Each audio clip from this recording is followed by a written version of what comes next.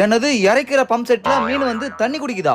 எங்க சித்தப்பா வீட்டு மீன் குட்டையில மீன் பிடிச்சிட்டு இருந்தாங்க காலையிலே. சரி நம்ம வீட்டுக்கு ஒரு 2 கிலோ மீன் வாங்கிட்டு வரலாம்னு போனங்க. பார்த்தா சரியான மீனுங்க. 2 கிலோ மீன் வாங்க வந்த என்ன 4 கிலோ மீன் வாங்க வச்சிருவாங்க போல. ஏன்னா அவ்வளோ மீனுங்க பார்க்கவே ஆசையாகுது. ஒரு 2 மீனை பிடிச்சி பக்கெட்ல போட முடியல. அவ்வளோ துள்ளுது. இந்த மீன் குட்டையே எங்க சித்தி தாங்க. சரியான மீன் வியாபாரிங்க அவங்க. இன்னொரு வலைய போட்டு எடுத்ததும் பாம்பு, பச்சை தவக்கால யப்பா அப்படியே தூரமா வந்து கரையில நின்ட்டனே. ஏய் பெரிய தவக்காலடா டேய். சி எங்க அண்ணனா அது. இப்படிதாங்க வலைய போட்டு நாங்க பாட்டு புடிச்சிட்டு இருந்தோம். அப்பதான் ஒரு மீன் இறைக்கிற பம்ப் செட்ல வந்து தண்ணி குடிச்சிட்டு இருந்துச்சு. ஏண்டி மீன் இமாம்பேரி குளத்துல இம்மான் தண்ணிக்குது, அது உனக்கு பத்தல வந்து இறைக்கிற பம்ப் செட்ல குடிக்கிறியா நீ அப்படின்னு எங்க அண்ணங்கார லபாக்குன்னு கையில புடிச்சிட்டாங்க அந்த மீனை. ஒருவேளை இந்த மீன் ஆர்ஓ வாட்டர் மட்டும் தான் குடிக்குமோ?